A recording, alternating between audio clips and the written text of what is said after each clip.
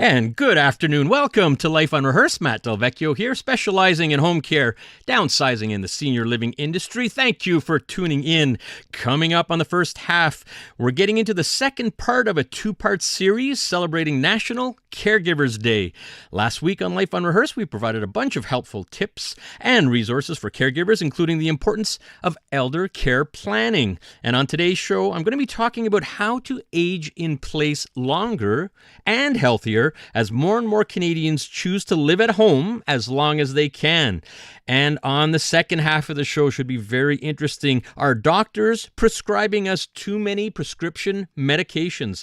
That's right. Medication overload is becoming a serious issue and can be very concerning for all of us. In fact, 62% of Canadians over the age of 65 take at least 5 different prescription medications. And wait, a quarter of our population over the age of 65 take at least 10 different prescription medications.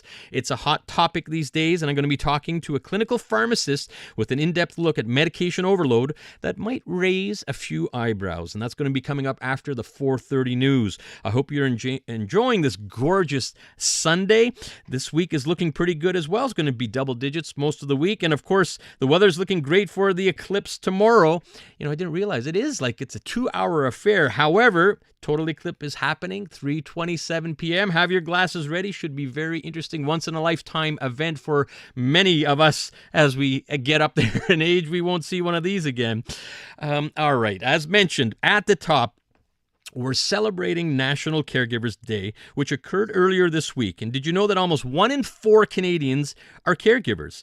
Almost all caregivers are unpaid, and they're most likely thrust into the role of caregiving with no formal training at all. And it certainly can be stressful, it can be exhausting, and for sure, it can be overwhelming. Adding to this challenge is that we have what's called a silver tsunami happening right now. And as we age, more care is required at home.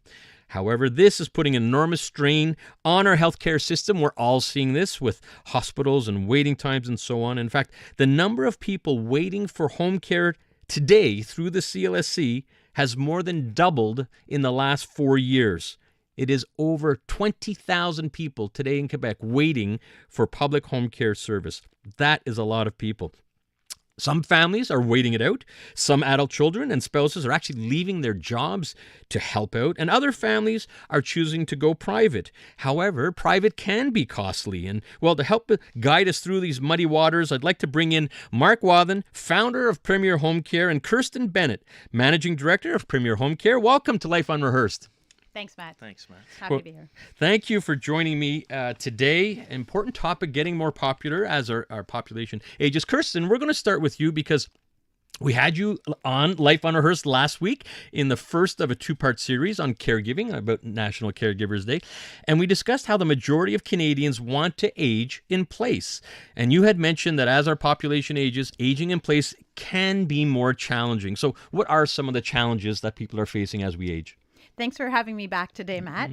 For sure, with the current and growing senior population, the concept of aging in place is most often the first choice. It is a delicate topic to cover because of the different perspectives of the individual and the other family members who may be involved. The most important things to consider is safety, number 1, okay? Social well-being, health-specific issues, openness to assistance or support, and the financial landscape. It often comes up in conversations that people want to remain where they have created memories and amongst the things and in a community that are familiar to them. And I completely understand that. The challenges come in creating a more safe home environment, convincing the need for modifications to the home. And it's overwhelming to even consider a move, packaging and unpackaging, sometimes 40 years worth of stuff. Denial of circumstances, let's face it. As we age, we often wonder who that older person is looking back at us in the mirror, especially when we still think like our younger selves. Cognitive issues that blur our abilities to actually understand the need for support and assistance, expectations that family members can, assist and be that supportive these are all challenges that we face. Yeah, and then you brought up a lot there, and they're all real challenges. Some may have just one or two of them. Some have all of them, and it's a lot of pressure on the spouse, a lot of pressure on the caregivers. Could be the adult children, and so on, and they have to deal with all this because people want to age at home. It's understandable. It's natural, you know. It is possible. It is possible, but many are not taking the steps to make it a good decision. Yeah, and we're going to talk about some of those steps to help everyone out. And Mark, bring it over to you. You're the founder of Premier Home Care, and you founded this company in response to many of these challenges that Kirstin's talking about. And so, what are you hearing from clients that are reaching out to you? Yeah, so thanks for having me on, Matt. It's really, we hear all different types of needs, so it can be all the way from somebody just who needs companionship a few times a week, all the way through to somebody who needs full 24/7 care. So it's a pretty wide gamut there. And unfortunately, we deal with a lot of families struggling with Alzheimer's or another type of dementia, and the public system just isn't meeting their needs. Listening to Life Unrehearsed, Matt Del Vecchio here, and I'm talking about aging at home, or sometimes called aging in place. And I'm with Kirstin Bennett and Mark Wathen from Premier Home Care. Mark, continuing along with you, you mentioned public, and I get this question a lot. So just let's back it up a little bit. What is the difference between public home care and private home care? Yeah, so public is basically the CLSC sending their own caregivers to the home up to 5 times a day for various types of services, be it dispensing medication or bathing. And usually these are different people during the day. They're running around trying to fill an almost impossible schedule.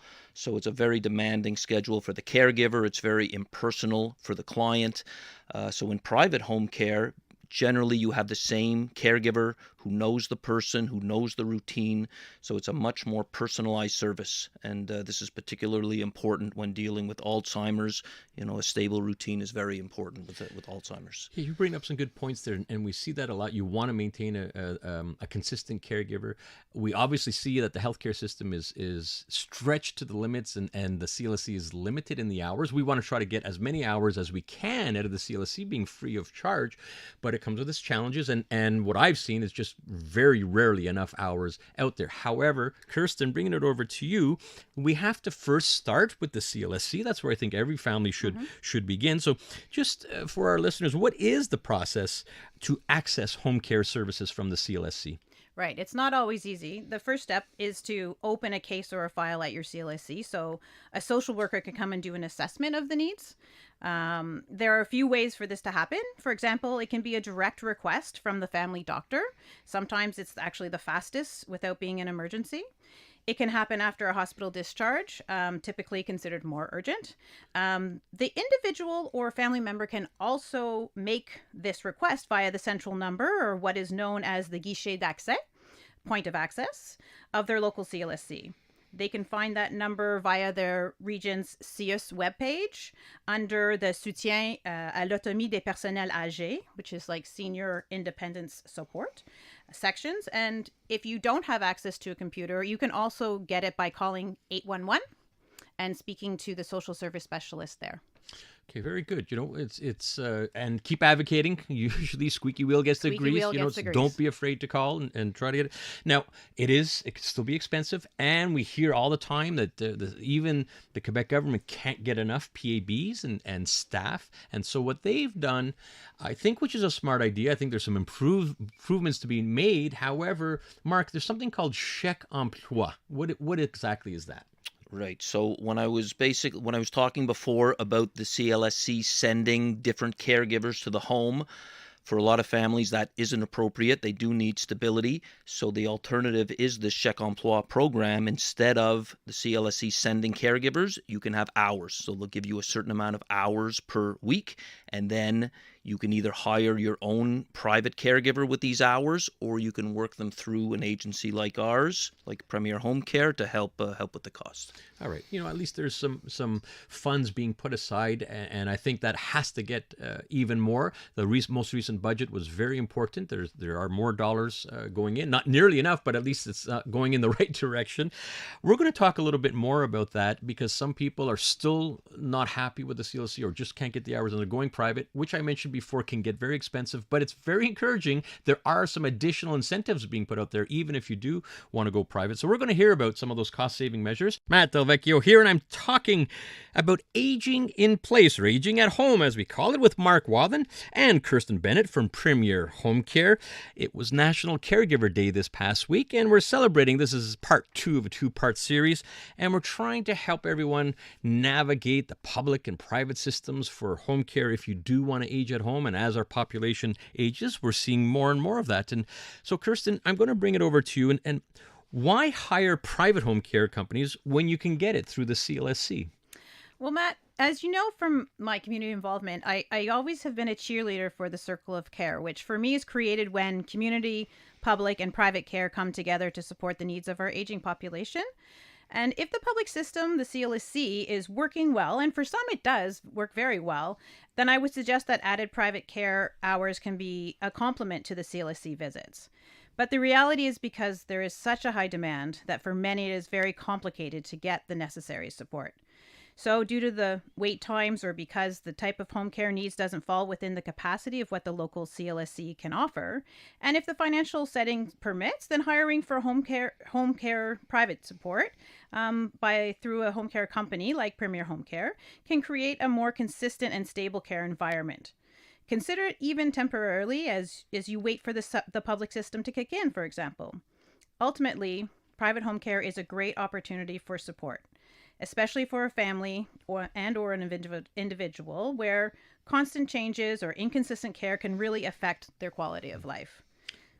You know, you're bringing up some very good points. And the reality is we wouldn't have to go private if the public system wasn't so stretched. That in an ideal world, but I think realistically that's just not going to happen. I see it in my world with senior living, where wait times to get into a CHSLD has doubled over the last 4 years, over 4,000 people waiting.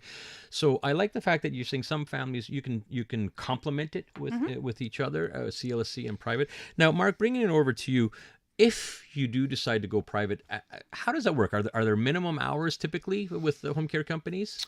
Yeah, so when we started the company 5 years ago, we did have 2-hour minimums. We were trying to get established and trying to give the clients what they needed. We pretty quickly learned that it wasn't so feasible in terms of the caregivers to ask a caregiver to travel, to take their time and travel expenses for a 2-hour shift wasn't really fair to them. So we raised it to 3, and now it's actually 4. So 4-hour minimum shifts and 12 hours per week.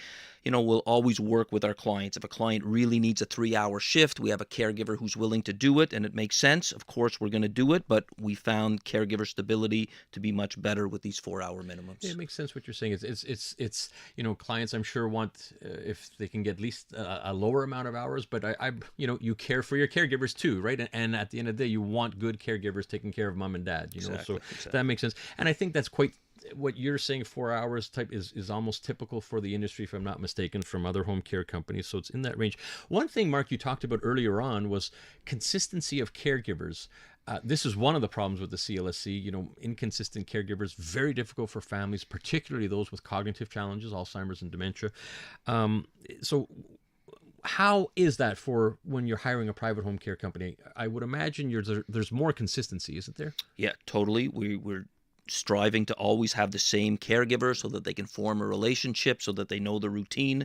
So if it's, you know, less than 30 hours a week, it'll generally be the same caregiver. We try to introduce a backup, somebody who knows the family, knows the routine, so that if the primary caregiver is sick or on vacation, we have somebody ready to go. Then obviously when we start getting into 24/7 care or somebody with more needs, then you need to have a rotation of caregivers, but it's generally the same caregivers in that rotation. And even if it's less hours, if it's 7 days a week, often then you will get into a second caregiver, one for the week, one for the weekend, but generally we always try to have stability. Yeah, I think that's so important. We're hearing it from the clients, and you do want to keep consistency. So I'm glad to hear that. Listening to Life Unrehearsed, Matt Del Vecchio here, and we're talking about aging in place or aging at home with Mark Wathen and Kirstin Bennett from Premier Home Care. Kirstin, before traffic, we talked about how to access private care through the public system in the CLSC. How does it work if you want to hire privately? So the easiest way is to connect with a company like Premier Home Care, and basically you can connect in many ways online through their website. Usually there's forms that you can fill out, and people will call you back. You can give us a call, sending an email, and at that point we start the conversation to better understand what the needs are and the available programs for like the Chèque Emploi Service program. We ask them about the service requirements, and then from there we pretty much do an assessment. So you go through reaching out to the care company, you have an assessment, you better understand what the needs are, and then from there we find, matching the right caregiver to the care needs. Right. And I think that's so important from those that are getting the care. You want to make sure you're matching up the right caregiver. It's usually a spouse or a mom or dad, and you want to make sure they're being taken care of and customize that care plan. So very good to know.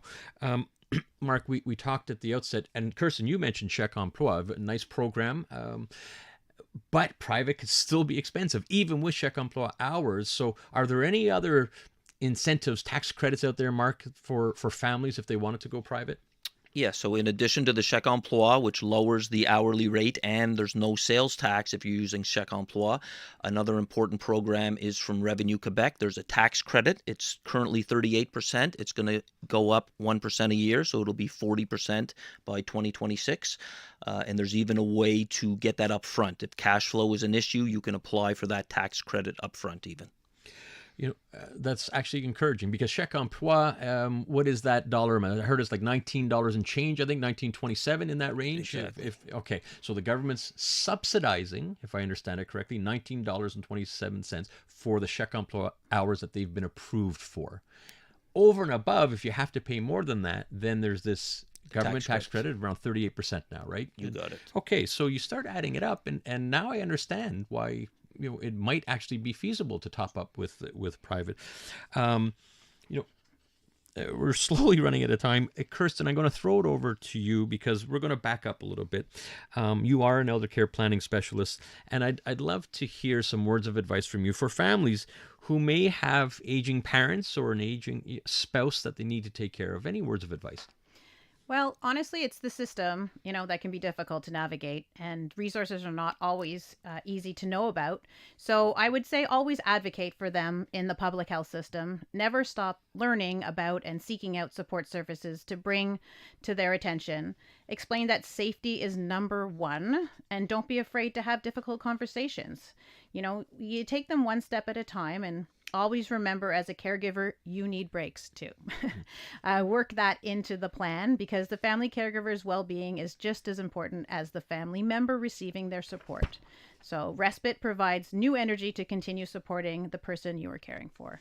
Well, two very good points there. Self-care, for sure, and essential conversations. Yes. So many times I think we see in our world there's some denial. There's certainly sibling disagreements, which is fine. That's the family dynamics. It happens, But if you can at least, it's the elephant in the room. Have those tough conversations even before care increases. And of course, and we constantly advocate on Life Unrehearsed when we're talking about caregiver, and especially on National Caregiver Day, you do need to have self-care. Yes. Take care of yourself. The good old oxygen analogy on the airplane. You need that. Well, thank you, both of you. Very, very informative. I appreciate you coming into the studio here on a Sunday. Mark, if someone needs to reach out to Premier Home Care, where should they go? Yeah, our website, premierhomecare.ca.